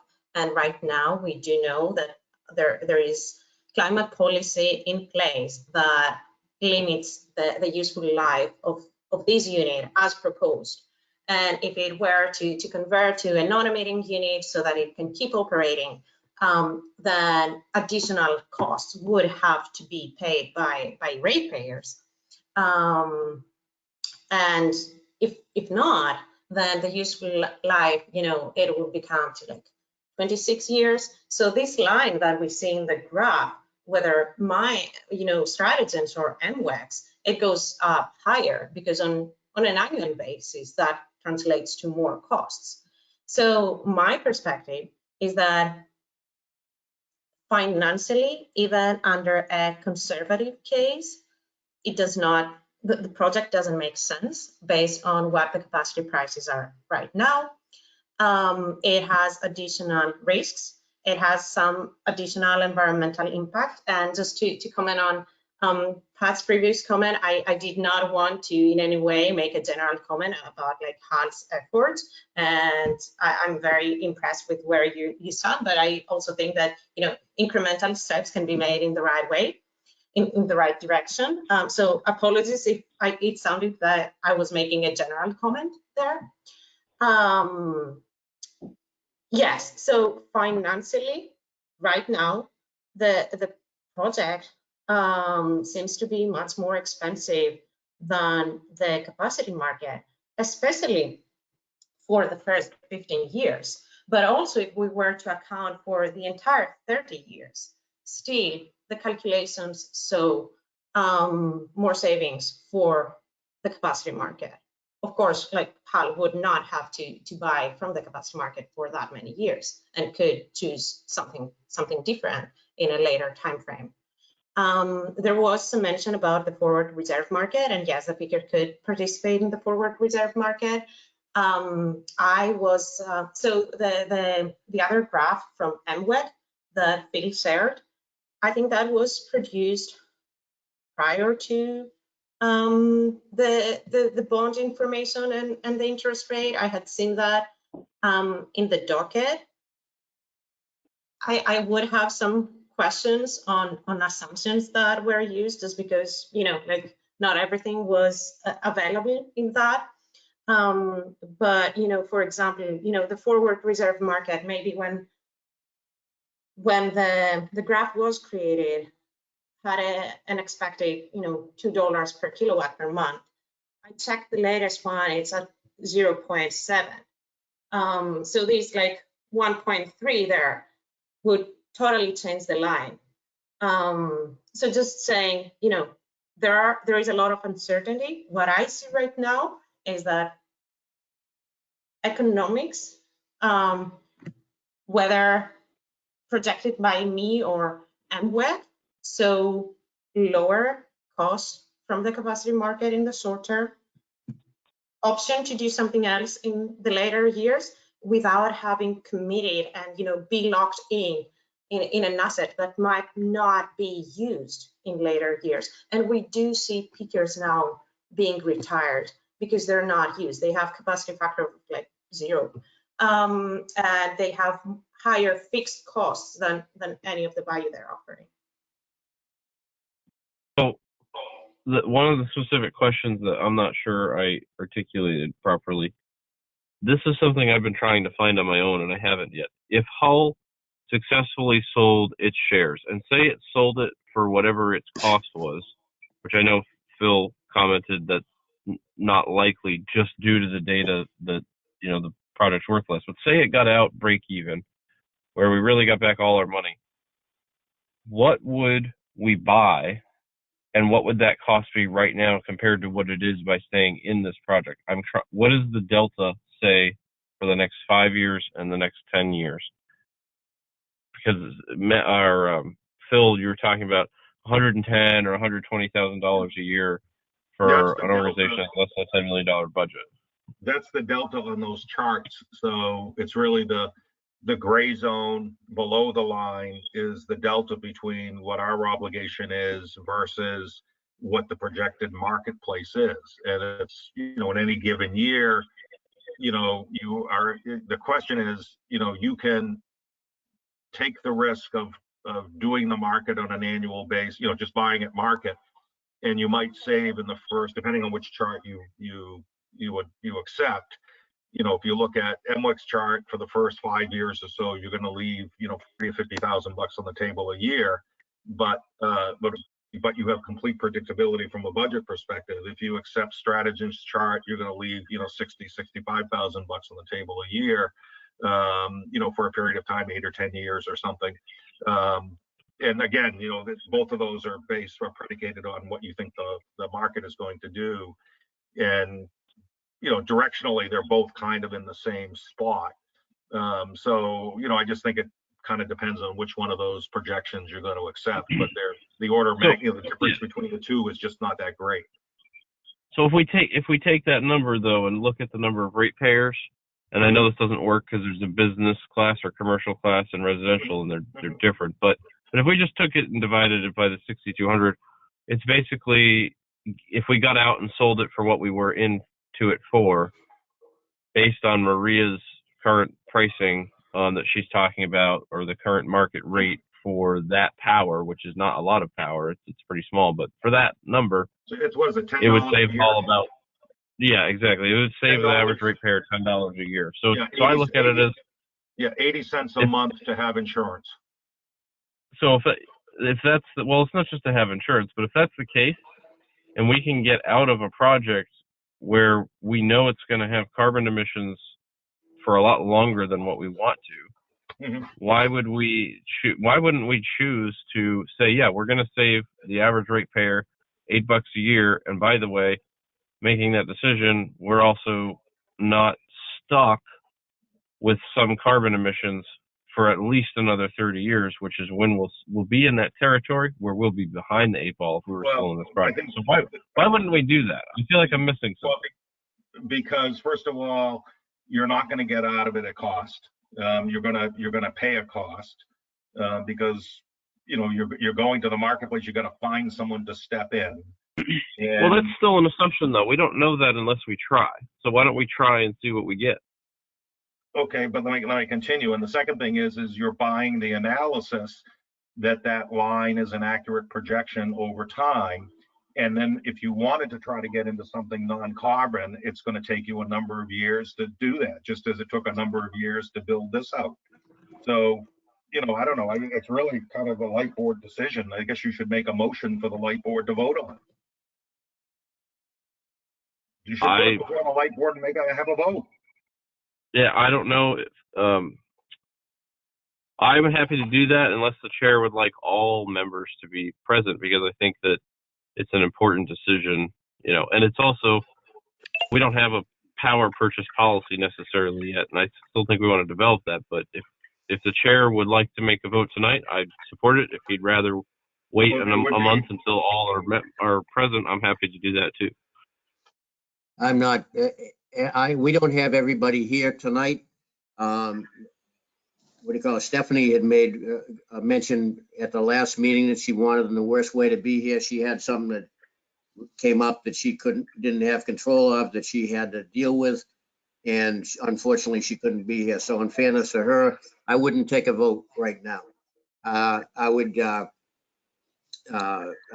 ask for a sense for everyone, from everybody here, on what they feel about their understanding of what they've heard tonight and what we did back in 2015.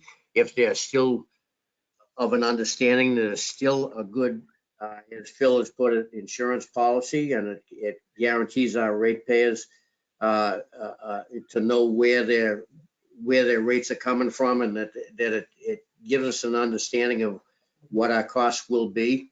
We currently enjoy less than 17 cents a kilowatt hour in charge, where, National Grid and others are 25 cents. And this just goes along the lines of how Light Department has been doing a real good job.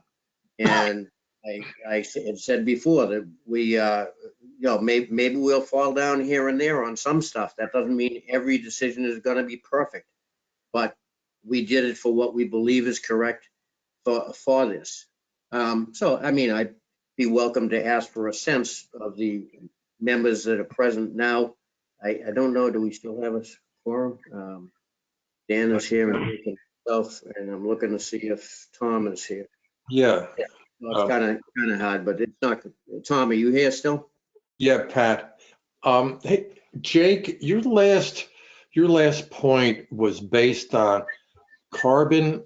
If the alternative is to leave 2015A and go to the market, there's no guarantee the market is not going to give us the same carbon, if not worse. We might get oil, we might get coal. So if your argument's predicated upon carbon, a non-carbon source, the market. I would love to expand on that, because I'm going to give you my summary in like a minute or less, and I know we're over our time, so it will be a minute. So my point is this: if we get out at break even, we're going to save our ratepayers maybe $8 or $10 a year on average per person. And if we have to get out and we don't get all our money back, we'd probably still be able to get out and save a little bit, a couple dollars a year per ratepayer. But it's not really a financial decision. To me, it's economic. And the reality is, as Maria said, and there's a lot of data on this market is changing a lot faster than what this project will. So Hull will miss the opportunity to catch lower carbon or no carbon power for that percentage of our portfolio if we stay in here. But I'd say if we sell it, Peabody might buy, I don't know who would buy it, but I say we try to sell our shares, because we might be able to sell it at a rate where we save some money. At a minimum, we can probably get out without losing money. And at the end of the day, we now have the ability to be much more flexible in our power purchases, because we're not stuck for 30 years plus with what is essentially a diesel-powered generator, which I know we have diesel generators in town right now, and that was my idea. I get that that's awkward, but that was to address an immediate need and mitigate a risk. And I see this particular thing, it's similar, but it's the inverse. So my perspective is, hey, we could get out at break even or save a couple bucks, and we would have more flexibility. The information and the market has changed tremendously since 2015, and between now and 2030, I think we're all going to be shocked. It's going to be a place where there's going to be a lot more batteries in people's houses, more solar panels on people's houses. Eventually, we're going to be a battery maintenance company. I see that. I agree with Phil's sentiment on that. So that's my stance. And I know not everybody agrees with me, but that's just where I am, and I'll end it there and pass the baton back to you guys. Quick, I guess, back question. Either Matt or, I guess, Matt, I'll ask you. In the current capacity marketplace, how much of that fuel is being provided by batteries, as an example? In this marketplace that we're talking about, that if we were to... There were some utility scale, as Maria said, in FCA 15, there were a couple utility scale batteries that cleared the capacity market. So they should be coming online in the capacity market in 2 years. Mhm. It's unclear as to if any utility scale batteries cleared FCA 16. So they're very, from a capacity perspective, they're still yet to be developed. And again, I just want to emphasize that the construct of 2015A was to provide capacity, not really to provide energy. And it's a capacity resource. Gotcha. One last question, Pat, completely unrelated. I just saw this in the chat. Is there a hunger strike going on over this issue? I saw Susan Smaller brief say, "Stay strong, hunger strikers." I'm just intrigued by the comment. I can comment on that. I am not part of the hunger strike. I ate today on the Navy base and been working for the Navy all week. But yes, a few folks. There's 2 or 3 folks in town. I don't know if Judith is not eating, but I know a few folks reached out and asked me to join them, and I said I would love to lose some weight, but not that way. So there is a hunger strike going on, and I think there'll be an article or something about that. So yes, that is what that is about. And Phil, if you want, I could probably find who the leader is. I don't know who it is, honestly, but I could figure it out. No, I just saw the comment. I saw the comment in the commentary blog there of, somebody urging people to stay strong. I just thought it was, just an interesting side thing. I was just wondering. That's all. I'm gonna recognize Susan Smaller. She got her hand up.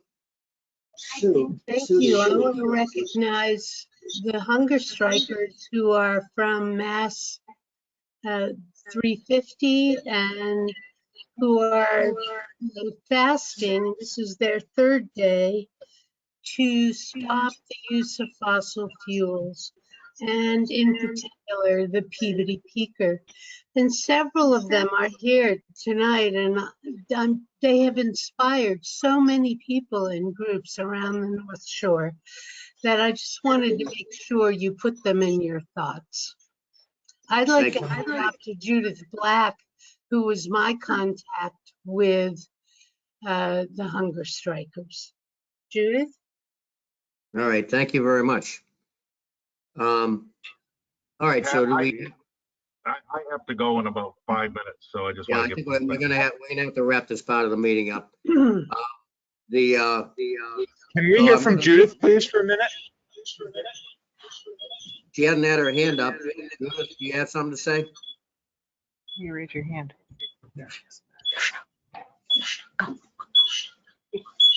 I think they meant Judith from No Peak. Is that the Judith you're referring to? Yes. We have a Judith in Hull who's very, when we hear the word Judith, there's only one Judith for us. Well, you should let them both speak, but I was talking about Judith Black from No Peaker. Okay, no, there was just confusion, I think, that because we were all looking at our Judith, and our Judith didn't have her hand up, and then I saw your Judith had her hand up. So I think that's Go ahead, Judith. Referencing. That's the Judith they're referencing. So 6 members of 350's Climate Courage have decided we began a hunger strike on the 15th. We're demanding that the state actually conduct the health and safety studies that are required before you install an energy facility in an urban community.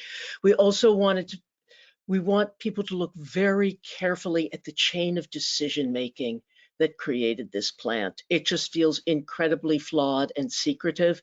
I'm from a town that has bought into the plant. It was one line on our light board's 2017 notes before anybody was, League of Women Voters sits in on these meetings now, but nobody said it on that meeting. Nobody saw that little line. There was no public vetting. So many of us feel that this is an economic boondoggle. It is a social boondoggle in terms of the urban community it's being put into. It is an earthwise boondoggle because we have to stop building fossil fuel facilities at some point. And for all of us, that's now. Thank you, Judith. All right, I'm going to close this part of the meeting because we're well beyond what we normally would do, and we still have other business to handle. I want to thank you all for participating. Hopefully a lot of questions were answered. And I'm going to, you're welcome to stay and listen to the rest of our meeting, but I want to wrap it up so that we all can get home to dinner. So once again, I'll say thank you very much, and have a good night to anybody that needs to leave. So moving ahead, Operation Manager's Report. I'd like to hear from that, please. Panos, you're up. Yep, good evening, Chairman. My report is very brief for this month because of the other issue we were discussing.